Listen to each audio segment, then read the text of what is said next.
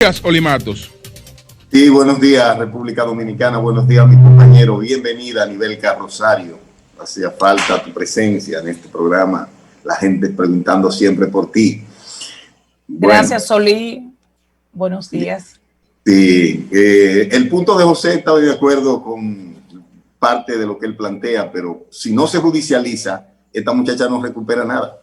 Y creo que una buena indemnización debe ser aplicable a este individuo para que las consecuencias le duelan y las recuerde y cosas como esta no se repitan. El monto de la indemnización, José, disuade más que meterlo preso en la cárcel. Ahí estoy de acuerdo en tu punto. Pero es que eso es lo que tenerlo preso un año. Si el monto de la indemnización le quita unos cuartos, ahí estoy totalmente de acuerdo contigo en ese punto. Bueno, tenemos el tema de Laura, que nos desnuda, nos pones en evidencia. Digamos que hasta los países desarrollados, cuando son impactados por este tipo de fenómenos, tienen consecuencias. Nosotros que tenemos un desorden en los asentamientos humanos, a pesar de que tenemos la discusión, no sé si se aprobó, José, una ley de uso del territorio, es decir, de la ley de asentamientos humanos, la ley de... No, la ley de uso de suelo. Exacto, uso de suelo. Sí, se aprobó. Hay una serie de normas anteriores, porque esa ley no viene sobre nada. Hay una serie de normas sobre la construcción en carretera, sobre la construcción en márgenes de los ríos. No, y está la ley 6400 de medio ambiente. Es la que previene la construcción en zona de riesgo. Zona vulnerable, exacto. Pero de todas maneras, 6400. La ley no es suficiente. Se necesita hacer cumplir la ley. Necesitamos hacer cumplir la ley y la realidad es que estamos en una condición en la que no solo el gobierno está obligado a hacer su parte, sino también los ciudadanos. Nuestro endeudamiento al 2012 rondaba alrededor de los 30,000 millones de dólares, 29,000 y pico de millones de dólares. Al 2020, nuestro endeudamiento supera los 60,000 millones de dólares. Es decir, tenemos una deuda que supera los 60,000 millones de dólares. Esto nos obliga a utilizar una gran parte de los ingresos fiscales del Estado para cubrir los intereses ni mora de ese dinero que se ha tomado prestado. Y por eso todos debemos estar vigilantes hacia qué uso se le da al dinero público.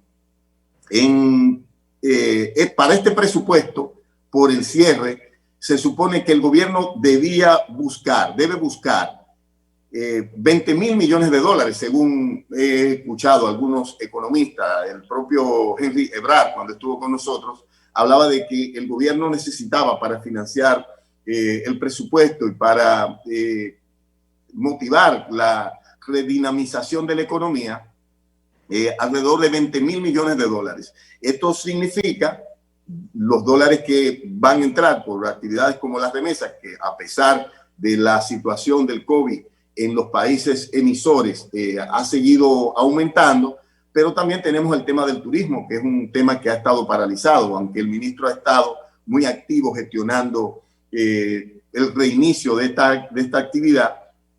Y son cosas que necesariamente habrá que irle buscando la vuelta. El COVID va a estar con nosotros, señores, siempre. Ya lo han determinado científicos de diferentes latitudes.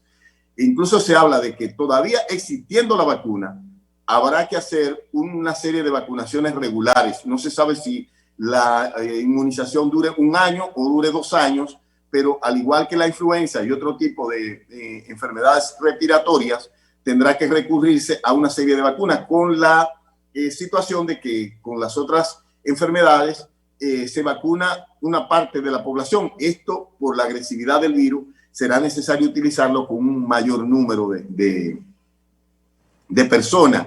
Hay unas actividades que necesariamente tendrán que mantenerse hasta que la vacuna exista y sepa y tengamos acceso a ella, que tendrán que estar paralizadas, pero hay otras actividades de la economía que yo insisto en que deben reactivarse porque las consecuencias de la parálisis económica, las consecuencias económicas pueden resultar peor que las del virus. Vamos a hablar un poco de Laura, de lo que fueron los actos de solidaridad. Y yo quiero reconocer y que el pueblo entienda que tenemos un gobierno preocupado por lo que ocurre en el país, por la situación de vulnerabilidad de una gran parte de nuestra población, porque vimos daños en algunas de las zonas. Por ejemplo, en Piantini se cayeron unos postes que deben investigarse quién vendió esos postes, porque la mayoría se ven sin el debida varilla, es decir, quién lo vendió y buscarle consecuencias. Pero ahí los daños que fueron causados a vehículos que estaban ahí, esos vehículos tienen seguro, los daños de los ricos, pero los de los pobres, la asistencia debe ser pública. Gracias a Dios no hubo víctimas fatales. Oli, desde hace un tiempo, Lori, desde hace un tiempo, los postes del tendido eléctrico son diseñados de manera que si una persona choca con ellos no se mate. Ah, es cierto, tienes razón. Es decir, ya esos postes, ese diseño cambió, por eso son flexibles. Pero la resistencia, Julio, es una cosa, okay. El peso es otra. Pero el cambio lo que busca es proteger vida. Pero lo que te digo, al que ese poste le cae encima, que destruyó ese vehículo, no se salvaba tampoco, Julio, porque es un poste de concreto. El poste que protege vida, el poste de aluminio. El poste de aluminio es un poste de concreto. Si te cayó encima, tenga varillo o no tenga, usted se fue a pique por ahí. Eso, y si vemos algunas de las imágenes que la gente que está en televisión no puede ver, nos damos cuenta de que es así.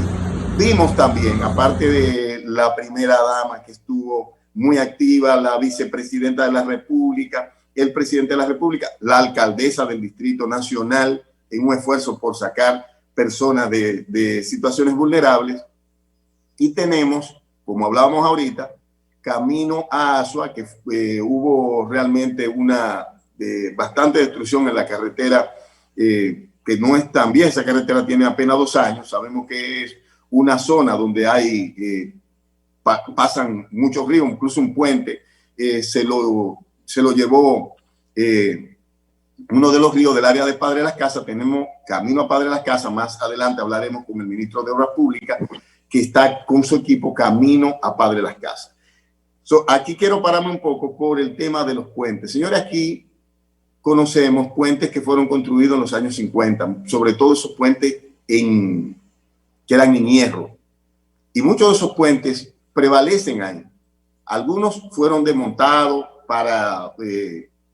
desarmados para llevarse hierro. Recuerdo una vez que el ingeniero César Nicolás Penson nos hablaba de una propuesta que había sometido al Ministerio de Obras Públicas para desmontar esos puentes, como era a través de su compañía, que se llama Acero Dominicano, y guardarlo, es decir, desarmarlo, y esos puentes reutilizarlo en algunos lugares donde ya las vías, donde se requirieron puentes con menos amplitud, porque la mayoría de esos puentes eran sumamente estrechos, porque en el momento en el que se construyeron, la República Dominicana tenía una población de apenas 2 millones de habitantes y tenía escasa movilidad vehicular.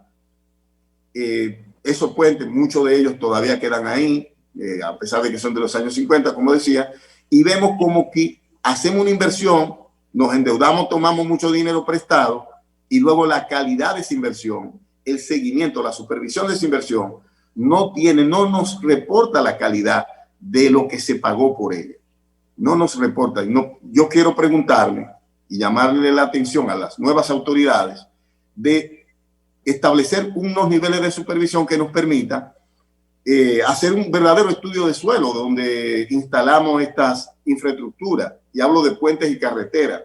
Por ejemplo, yo llegué a denunciar aquí el tema de la carretera Michel Seibo, una carretera que se construyó y prácticamente vino así mismo una tormenta y al rato la carretera se fue a pique. Cuando aquí hay carreteras que tienen décadas, le pasan huracanes y digamos que no es que en un momento no se vaya un aproche, no se vaya, por ejemplo, un pedazo de puente, pero no la destrucción completa como ha ocurrido en algunos casos. No estoy hablando del caso de la carretera de esta, donde el ministro se está movilizando, porque hay que esperar que se haga el levantamiento y además sabemos que en esa zona ha habido mucha deforestación. La deforestación generan sedimento y también el tiempo que pasa sin llover ocasiona que estos ríos y arroyos pues se entaponen y luego puede producir este tipo de daños. Vamos a esperar que se hagan los levantamientos del lugar, que se hagan la corrección, pero que todo esto conlleve una investigación, porque se trata de dinero de los ciudadanos, lo que se utiliza para estas construcciones. Sobre los asentamientos humanos, el país necesita planificar los asentamientos humanos, necesitamos un pacto. Aquí hay eventos que se dan en cada proceso electoral, en la transición y durante el proceso de ocupaciones de terreno de manera ilegal. Y hay gente que se aprovecha y a veces utiliza hasta las insignias de los partidos que ganan. Muchas veces líderes de demarcaciones de los propios partidos se involucran en estas actividades de ocupación de terrenos ilegales, y algo que se debe paralizar durante este proceso de transición. Y espero que el nuevo director del Consejo Estatal del Azúcar, del CEA y Bienes Nacionales, que es el amigo César Cedeño, investigue la denuncia de reparto y venta de terreno, sobre todo en la zona de San Pedro de Macorís, durante el periodo de transición.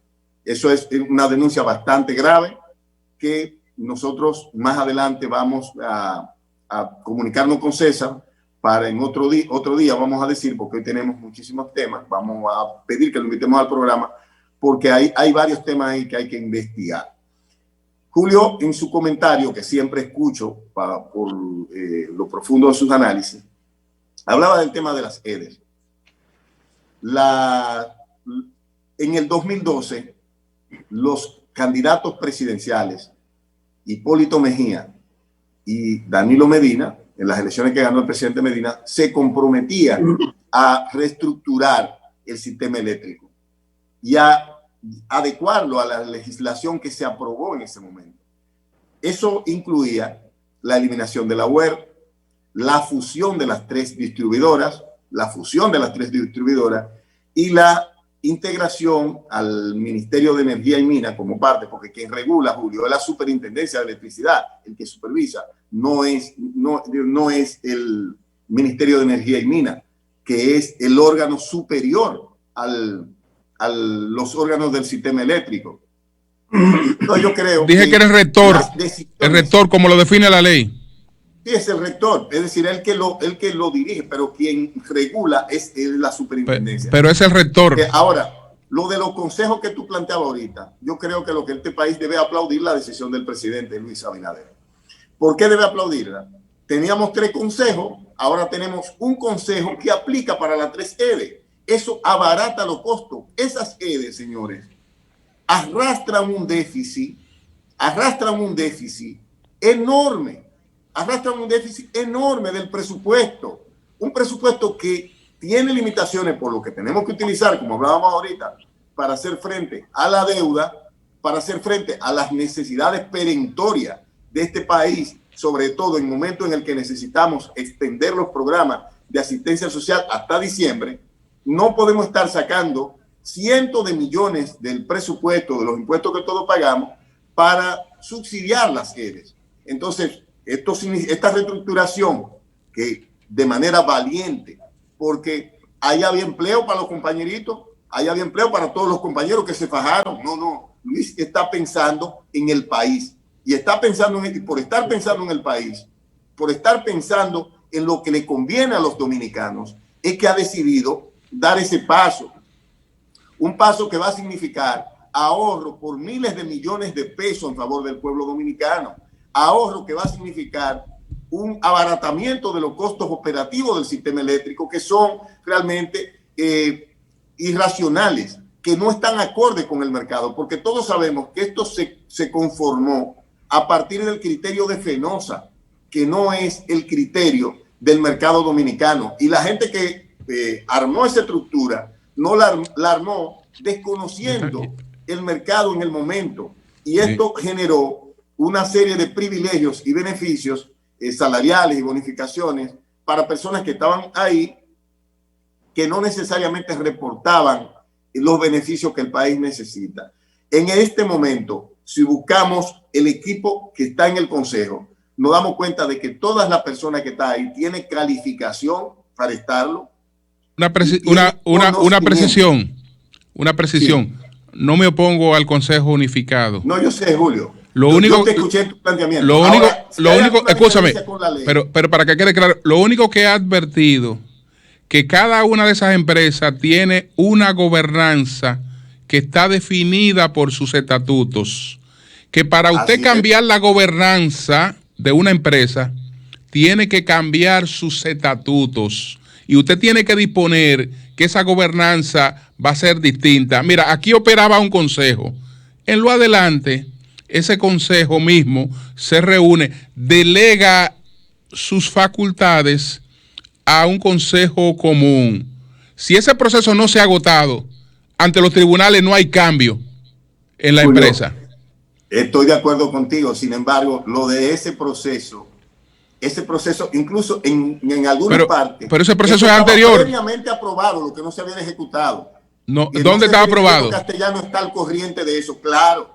Eso pues no lo sabía. Parte de la vigencia no lo sabía. Internacionales. No lo sabía. Hay decisiones de esta. De todas maneras, yo sé que el ingeniero Castellano es un conocedor del tema. No estamos hablando de alguien que está inventando. El mayor conocedor, no es que un conocedor del tema, no, el mayor conocedor. Yo creo que es el mayor conocedor. El mayor conocedor de ese tema es el ingeniero Antonio Almonte, y tú lo sabes. Y no lo sé. No lo sé, porque si él era tan buen conocedor de eso, no debió propiciar el decreto que propició, un decreto totalmente erróneo. Pero además, lo que tú estás planteando, por ejemplo, con razón a la operatividad desde aquí, el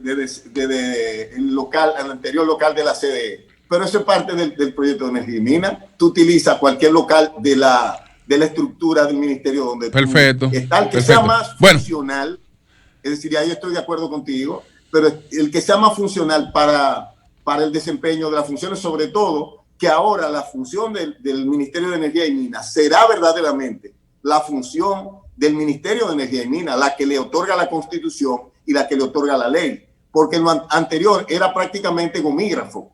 Las decisiones se tomaban en las CDE, no se tomaban en el Ministerio de Energía y Minas. Ahora tenemos ante el manejo de esta situación una persona jugando el papel que la Constitución y la ley del ministerio le manda. Y por lo tanto, yo creo que debemos darle la oportunidad al nuevo gobierno de que avance en la búsqueda de solución al tema eléctrico, sobre todo porque en este momento en el que muchas personas están todavía sin electricidad, fruto de este tema de la tormenta.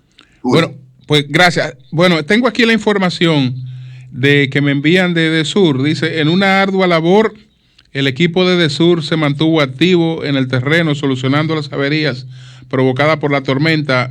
Más de 300 brigadas y ejecutivos acompañados del administrador general, del ingeniero Milton Morrison, se trasladaron durante todo el domingo a los sectores afectados y con las averías más complicadas.